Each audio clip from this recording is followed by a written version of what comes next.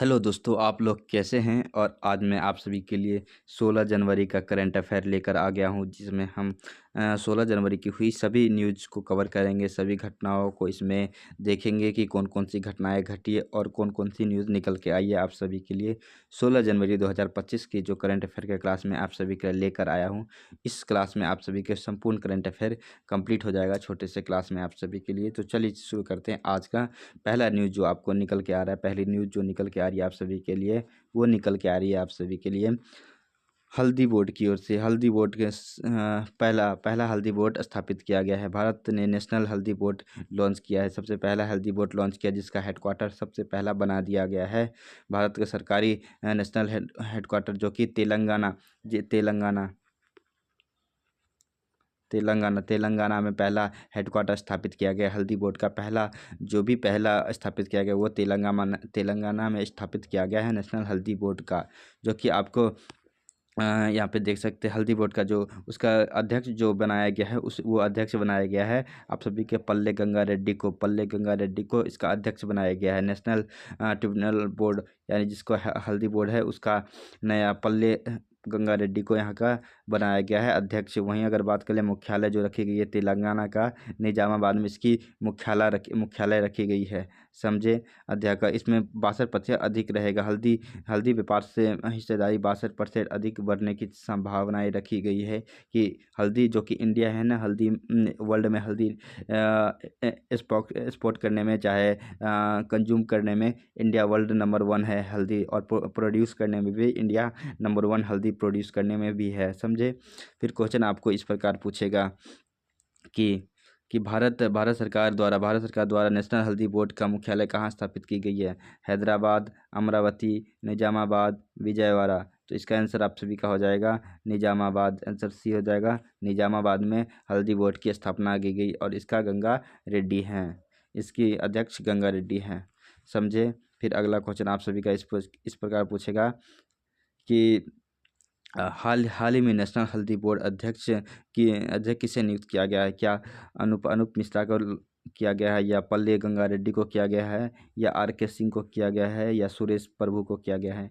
तो हल्दी बोर्ड का नया अध्यक्ष आप सभी के पल्ले गंगा रेड्डी को नया अध्यक्ष नियुक्त किया गया है। हल्दी बोर्ड इसलिए बनाई गई है ताकि हल्दी को एक्सपोर्ट ज़्यादा किया जा सके वर्ल्ड में, ताकि व्यापार बढ़ सके, हल्दी का व्यापार इंडिया में बढ़ सके। इंडिया सबसे ज़्यादा हल्दी प्रोड्यूस करता है, जिस कारण से, समझे। फिर अगली न्यूज़ जो आप सभी के लिए निकल के आ रही है, भारतीय नौसेना की दूसरी बहुउद्देशीय पोत INS उत्कर्ष लॉन्च किया गया है। INS उत्कर्ष अभी भारतीय नौसेना ने लॉन्च किया है। तीनों सेनाओं का हेड कौन होता है, आपको पता होना चाहिए। तीनों सेनाओं का हेड कौन होता है।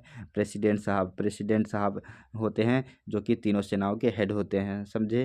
अभी INS उत्कर्ष लॉन्च कर दिया गया है। इसके बारे में कुछ विशेष बातें आपको जान लेनी चाहिए, जैसे कि इसका जो पोत का नाम रखा गया है वो उत्कर्ष पोत नाम रखा गया है। ये समुद्र में निगरानी रखने का काम करेगा। इसके जो बनाने का काम जो किया गया है, लास्टर एंड टबोटो ने किया है, इसका बनाने का काम किया है। भारतीय नौसेना के लिए दूसरी बहुउद्देशीय पोत लॉन्च किया गया है, जो कि ये जो भी समुद्र में है उसकी सुरक्षा करने के लिए और वहाँ पे आपदा प्रबंधन की संरक्षण के लिए ये कार्य करेगा, समझे, जिसका नाम रखा गया उत्कर्ष।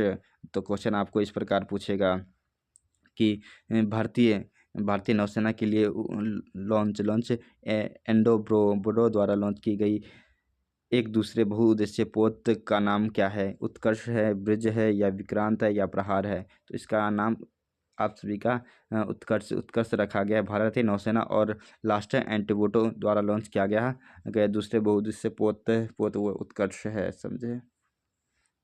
फिर अगली न्यूज़ जो निकल के आ रही है अगली न्यूज़ भी आप सभी के लिए निकल के आ रही है नौसेना की ओर से।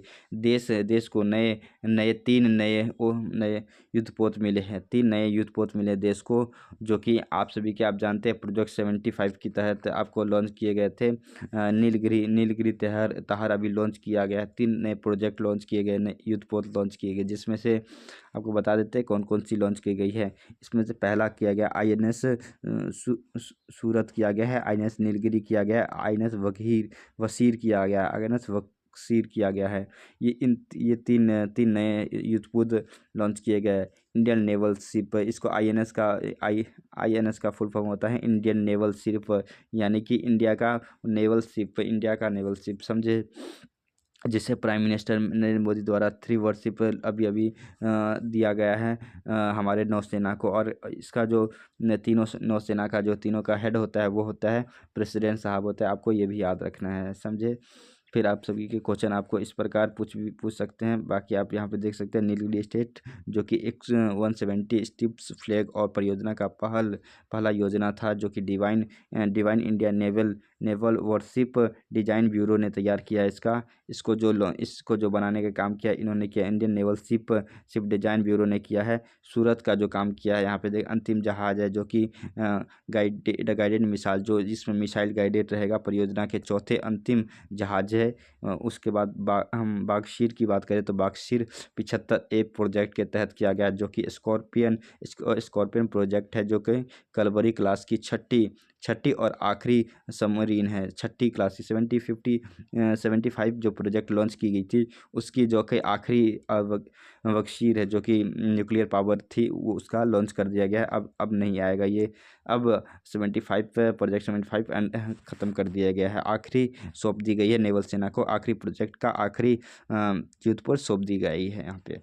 फिर अगला न्यूज आप सभी का इस प्रकार पूछेगा कि हाल ही में प्रधानमंत्री नरेंद्र मोदी ने राष्ट्रीय को 3 वर्षिप समर्पित के लिए इनमें से कौन सा शामिल नहीं है, समर्पित की है, इनमें से कौन सा शामिल नहीं, क्या वो सूरत है, नीलगिरी है, वागशीर है या विक्रांत है। अभी आपने देखा था ये है, सूरत भी है, नीलगिरी भी है, वागशीर भी है, विक्रांत नहीं है। विक्रांत सबसे बड़ा हमारा युद्धपोत है, जहाँ पे हम फ्लाइट उड़ा सकते हैं, क्योंकि ये पहले ही लॉन्च प्रोजेक्ट 75 के तहत ये पहले ही लॉन्च करी जा चुकी है विक्रांत को, समझे। फिर अगली न्यूज़ आप सभी के लिए निकल के आ रही है खो खो इंडिया की ओर से निकल के आ रही है। पहले खो खो विश्व कप की शुरुआत हो गई है, जो कि आप सभी के न्यू दिल्ली में जिसका आयोजन किया जा रहा है। पहले खो खो का जिसका पहला मैच शुरू हो गया है, खो खो इंडिया विश्व कप का न्यू दिल्ली में आयोजित किया जा रहा है, जिसके लिए समझे। उसकी अगर बात करते हैं तो जो कि नई दिल्ली में आयोजित किया जा रहा है, जिसमें आप देख सकते हैं 21 मेंस और 20 वुमेंस टीम्स इसमें भाग लेगी। 20 कंट्रीज और 6 कंट्रीज विल द पार्टिसिपेट कर रही है इसमें टूर्नामेंट्स में। इतने लोग शामिल हो रहे हैं। और 2010 में इसे इंडोर मैट पर खेला जा रहा है। 2019 पहली बार खेला गया था खो खो विश्व कप चैंपियन 1996 में सबसे पहली बार खेला गया था, समझे।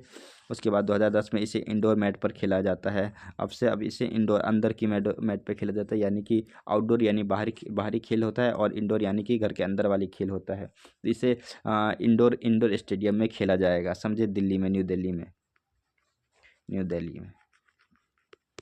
में। फिर वहीं अगर बात करते हो अगली, आप सबके क्वेश्चन आपको इस प्रकार पूछेगा कि पहले खो खो विश्व कप की शुरुआत कहाँ हुई है। Jawaharlal Nehru stadium, Indira Gandhi stadium Delhi, Sai stadium Pune या एम चिन्नास्वामी स्टेडियम बेंगलोर। तो इसका जो हो जाएगा आप सभी का इंदिरा गांधी स्टेडियम नई दिल्ली में इसका आयोजन किया गया है, समझे। फिर अगली जो न्यूज़ निकल के आ रही है क्रिकेट से। अगली न्यूज़ क्रिकेट से निकल के आ रही है आप सभी के लिए। क्रिकेट से ICC player of the month पुरस्कार से सम्मानित किया गया है जसप्रीत बुमराह। जेपी साहब को यहाँ पे सम्मानित किया गया। जसप्रीत बुमराह को ICC player of the month पुरस्कार से सम्मानित किया गया। ऑस्ट्रेलिया के और वुमेंस में ऑस्ट्रेलिया को दिया गया है, आपको याद रखना है। बाकी हर महीने तो प्लेयर ऑफ द मंथ आता रहता है, तो अभी जसप्रीत बुमराह को मिला है प्लेयर ऑफ द मंथ का अवार्ड, समझे। वहीं अगर बात करते हैं वुमेंस पे मिला है ऑस्ट्रेलिया को मिला है वुमेंस में, जो कि एनाबेल सदरलैंड का यह अवार्ड मिला है। ऑस्ट्रेलिया की एनाबोल्ड सदरलैंड को यह अवार्ड मिला है ऑस्ट्रेलिया में। वहीं भारतीय गेंदबाज को जसप्रीत बुमराह को मिला है दिसंबर का ये जो मिला है प्लेयर मंथ अवार्ड मिला है। Player of the month award से सम्मानित किया गया है जसप्रीत बुमराह को। फिर वहीं अगर बात करते हैं, फिर आप सभी का क्वेश्चन इस प्रकार पूछेगा, which India cricket win the ICC player of the month award for December 2024। दिसंबर का जो प्लेयर ऑफ द मंथ किससे किससे सम्मानित किया गया है? विराट कोहली को सम्मानित किया गया है, रोहित शर्मा को, जसप्रीत बुमराह को या सुमन गिल को। तो इसका आंसर आप सभी का हो जाएगा जसप्रीत बुमराह को प्लेयर ऑफ द मंथ से सम्मानित किया गया है 2024 का। फिर आप सभी के लिए अगली न्यूज़ निकल के आ रही है इंडियन आर्मी की ओर से। इंडियन आर्मी डे मनाया जा रहा है 15 जनवरी को इंडियन आर्मी डे मनाया जा रहा है।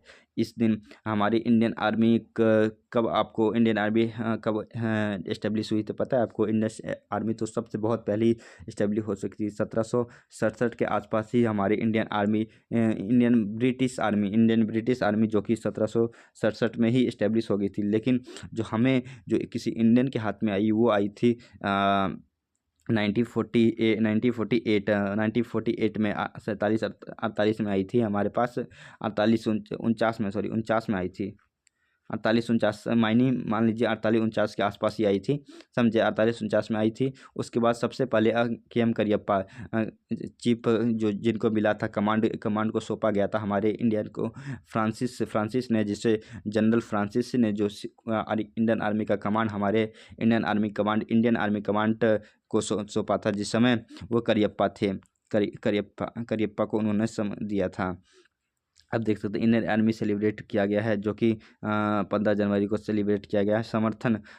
समर्थ भारत और सक्षम सेना इसका थीम रखा गया है, जिसे अब यह दिन 1949 को जनरल KM करियप्पा द्वारा सेना का कमांड संभाला गया था क्या, और इनको जो हैंडल दिया गया था वो जनरल फ्रांसिस ने दिया था, समझे?